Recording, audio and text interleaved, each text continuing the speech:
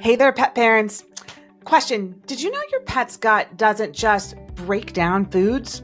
It also manufactures compounds too. So one of those powerful compounds are called short-chain fatty acids, or SCFAs.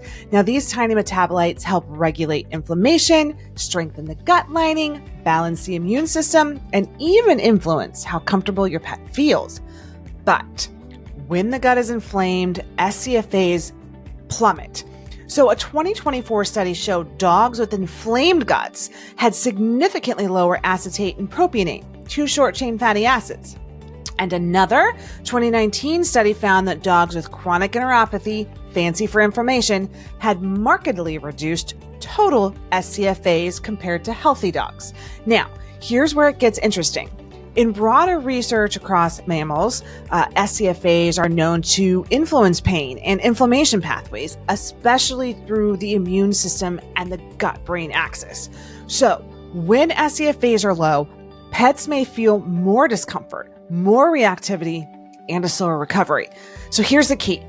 You can't bottle SCFAs. You can't sprinkle them on food. You can't add them like a vitamin. SCFAs only exist in healthy levels when your pet has the right microbes producing them inside the gut in real time.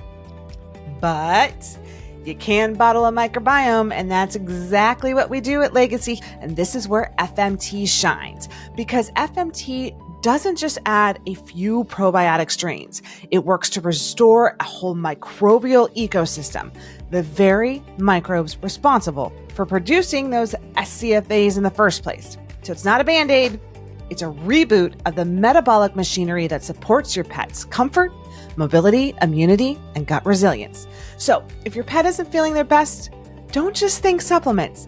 Think short-chain fatty acids, because how they feel starts in the gut.